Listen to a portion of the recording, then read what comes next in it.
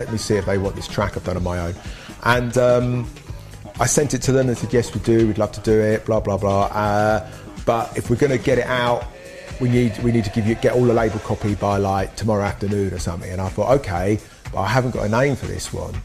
And I couldn't think of a name. I was under pressure, I couldn't think of it. And I had a pile of records next to my desk at work, and one of them was by Pal Joey, and one of them was by J. Walter Negro and the Loose Joints. And I thought, why not just put those two names together? And I thought that I wasn't really happy with it. I was still trying to think of another now. But I just had to. It was either that or it didn't come out for 3 months. So I did it, and I never ever thought of that as something like I'd ever going to be being addressed as Joey 20 years later, which happens all the time. But I just thought it was a name for that record. And I suppose, and then a year or so later, I had another record out, and I was going to use the name Raven Maze because I prefer that name. And I played it to a friend of mine. He said, oh, this doesn't sound like Raven Maze. Raven Maze is more Latin-y. This sounds like the one you had out on New Groove. You should use that name. And I used that name again, and that record ended up going on to become actually some sort of hit, going to the bottom of the top 40, and that became the established name that I was known as. And then since then, why have I used different pseudonyms? I guess because I've at points had a lot of records out. There's been some years or some maybe over a 3-month period where I've released like maybe 5 or 6 records, and I thought, well, sometimes you're signed to a label under a name. So if I'm signed to Ministry of Sound as Jakarta, I can't do anything else as Jakarta apart from what I do for Ministry of Sound. So I will think of a name that I'm signed to Ministry under, and that's the name that I will use for that project, but it doesn't stop me doing anything else myself. And I guess I think if I've got 5 records out, is it less confusing that they're under different names or they're all under the same name? Or would people say, oh, I heard that record, oh, which one is it? Is it that one, or that one? I suppose in my head, some of them have got a different sound, like Akaboo is a more of the deep house thing, Sunburst Band is more sort of live, jazz funk, Jakarta was more sort of film soundtracky, so there is a difference. So I think in some ways I would agree it's diluted.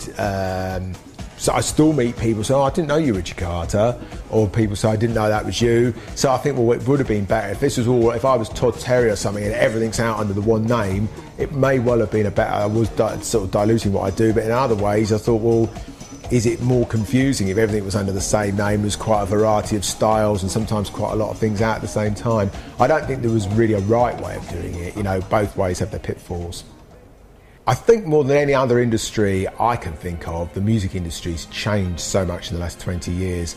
I mean, there's been 2 things that have changed, big things. One is the internet, the way you consume music, buy music, and also the digital file. I suppose up until about 2003, 2004, if you wanted a piece of music, you had to buy it. You had to buy the CD or you had to buy the record.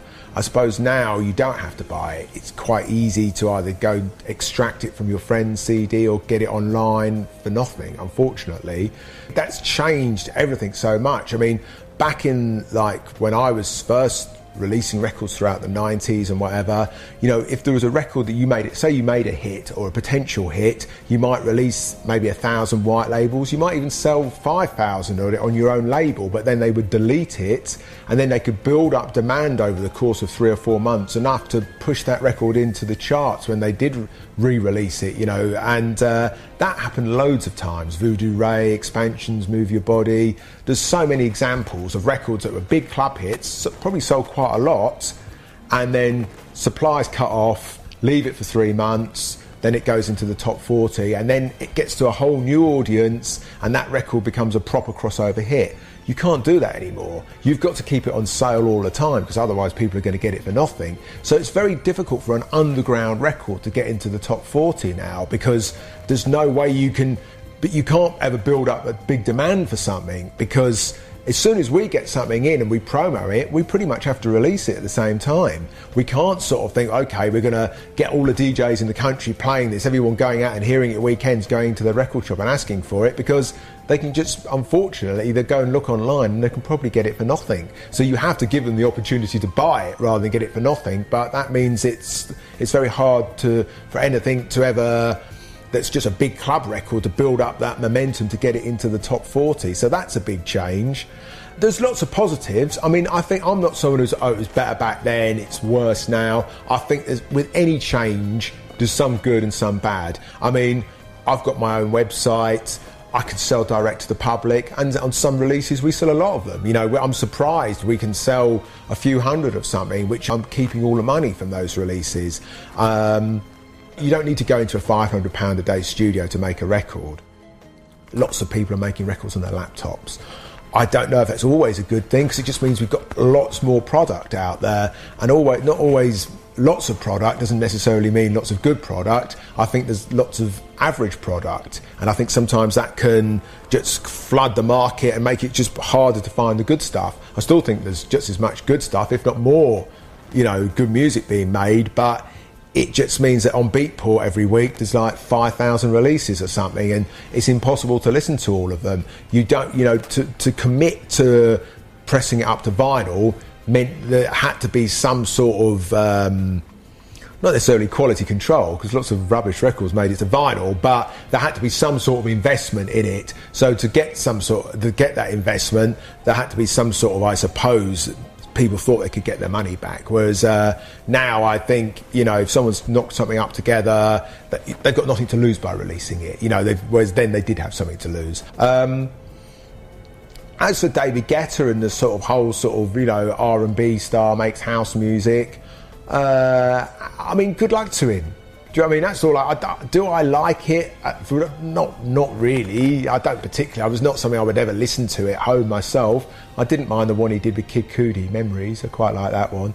But in general, it's pop music, and to me it's like the modern equivalent of something like Culture Beat, Mr. Vane, or Snap, Rhythm as a Dancer. It's the Euro dance from the late 80s and early 90s. It's that. It's just the European high energy synth based dance music, and I don't think it's anything particularly new, but he's good at making it, and he's had a lot of hits, so lots of people are going to want to work with him. I mean, that's just the way it is. I mean, I think that nowadays success counts more than anything else. So I think he's been very, very successful, and that means that, you know, a lot of people also want to be successful, want to work with him, and good luck to him. If he's getting sort of like £150,000 for a gig, then, you know, he's only getting that because he's had the success, you know, so you can't really knock somebody. We'd all be annoyed if someone started getting that and he hadn't had the success, but it's not the case. So I'm not someone who hates other people because they've done well. Whether I like what they've done or not, it doesn't matter. They've done it, you know, and other people do, you know, and I've met him, I DJed with him once, he seemed like a lovely guy, so I can't say, oh, he's a prick. He wasn't, he was very, very, very nice, so, you know. Nowadays, I run Z Records, and that's how I release most of my music. I mean, the first thing on Z Records was 1990, so we've been going 22 years. But we've had quite a lot of dormant periods. In the 90s, I guess I was doing lots of remixes, so I might have released one record in 1995 or two records in 1996. Nowadays, we're probably releasing, with digital releases, probably about 20, 25 records a year. I say records, releases, whatever you want to call them now. I would always call them records. What I love about doing it this way is when I finish something, I can hang on to it for 3 months, I can hang on to it for a year, or I can release it straight away. I can play it out, I can tinker with it. I don't have anyone telling me, oh, I don't think you should have that riff in there, or the vocal's too quiet. The vocals. It's just up to me. So I suppose maybe I'm a control freak. And it's not that I don't want other people's input, but ultimately the bottom line stops with me. If I can disregard it if I want to, you know. So I might play it to someone and they might tell me, oh, that's an interesting, maybe I'll take that on board. But if I think, no, I don't want to, I don't have to. And I can package it how I want to. I can get whoever I want to remix it, within reason, obviously financially. So I've done tracks and I thought, well, I wouldn't mind shopping this to another label. And I hate the shopping stuff. I hate sending stuff around to people. And, you know, you don't know whether to really big it up and come across as maybe a bit of an idiot by saying, oh, it's great, or if you play it down then they think, oh, what's wrong with it, why doesn't he want to release it himself? So it's a great way of for me of releasing your own music. And also I hold on to the copyrights of everything forever, so I'm not signing stuff away. And, you know, much as, you know, they might not want to be like that, a lot of labels aren't great at accounting to you. I know what money is made on these records. At least I know I'll get it, you know. So we're dealing direct with iTunes and with Tracksource, Beatport, all the download sites. So I think we're maximising, as a producer-led label, we're maximising the income that is there, you know. So I'm happy with that. And what I try to do is, you know, we release quite a lot of singles. I pay people to do remixes of the singles. So if I like what someone's doing, more than like signing a record by them, I'd probably get them to do a remix, because it just makes it easier for the accounting and whatever. You know, it's a one-off payment rather than signing something off them and then having to pay publishing to the MCPS, because it's difficult to make money out of releasing music. I think it's much easier making money out of releasing your own music than releasing other people's music, because you're only getting a smaller bit of the pie. Are you ready, Jazz Cafe? Come on, make some noise! Let's hear it for Sunburst! So I've just finished an album by Sunburst Band, which is coming out early August. And that's kind of me doing my sort of jazz, funk, disco. It's a live band, we do gigs. And what I kind of miss from music from now, which I liked from you, not that there's, I don't want to sound like one of these people like it's better back then, because I don't think that. But I do think there's certain things which were better back then, and there's certain things that are better now. One thing I don't hear so much of now is live musicians on dance music. You hear lots of live musicians in indie still and rock, but generally dance music's gone very synthesised. Most records are made with samples and synths, and you don't often hear records with a live bass. You don't hear records with sax solos and whatever. It's just gone out of vogue. So I'm putting some of that back in and making records where I don't just get the bass player to play a 4-bar loop. I get him to play from the beginning of the track to the end, and it builds up in intensity, and you know, it goes from 3rd gear to 5th gear. I want that that thing that I used to get excited about in records I listened to in my bedroom in 1981. I want to put that into some modern records, and they still sound very different from the records that were made back then, because I'm making them on modern equipment. I'm not trying to make them sound like, I'm not one of those people, let's put it through this and this, make it sound exactly the same as something from 1980. That would be pointless. I'm trying to make them sound modern, sound good up against a modern record, but with the ingredients and the musicality. And I guess writing songs, we're trying to write good songs, memorable songs, good hooks, good lyrics, not just write about having fun on the dance floor and having, you know, you can write about love in a way that doesn't always have to be in a cheesy way. So I put a lot of effort into that. It's taken me about 3 years. Not totally 3 years constantly, but 3 years, you know, I might work on it for a month, do something else for a couple of weeks, work on it for a couple of weeks, you know, so it's on and off, which I suppose is one of the beauties of modern equipment. You can keep coming back and tinkering with things. You can pretty much finish it, but then you can go back in and make some big changes. Whereas back in the old days, once you'd mixed it, there had to be something pretty wrong with it for you to go back and change it, because it was expensive, and just getting it back up exactly as you had it wasn't easy. Whereas now I can go back and just turn the bass drum down 1 dB and everything else is going to be exactly the same. It's so much easier to tweak, but with that becomes the temptation to keep tweaking and tweaking and tweaking. So you've got to sort of like say at some point it's finished. It might not be absolutely perfect, or it's as good as you're going to get it without going crazy anyway. So, but now I've finished that, I'm going to do some more electronic, more contemporary sounding stuff. Not, I don't think that's contemporary, but it's not what is generally happening now in clubland. I know that. I'm not like out of touch thinking, oh, this, you know, this is what should be happening. I know I make it for myself to a degree, and I know that other people will like it, but I know it's never going to go near, you know, mainstream dance floors. So I've hooked up with a couple of younger guys who are making more electronic stuff, and I'm getting together with them just to break my own rules a bit.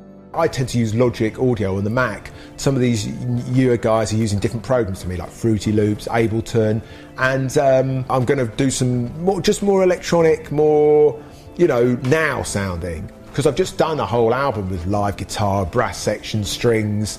So I hope I can inject some of that into the electronic stuff to make it a little bit different from but also using, I guess I'm very versed with working with singers, and that's what maybe some of the younger guys aren't so versed with. They're doing everything inside the box and maybe using samples. So I want to bring, you know, some of the experience I've had with like writing songs. So like, look, it's great, but let's not just stick a sample on it. Let's actually get someone in and write something for this, make it more original, make it, you know, something that's a proper new piece of music rather than something that's sort of, you know, is a good track but steals a vocal from something else, you know. So that is what I'm going to be doing for the next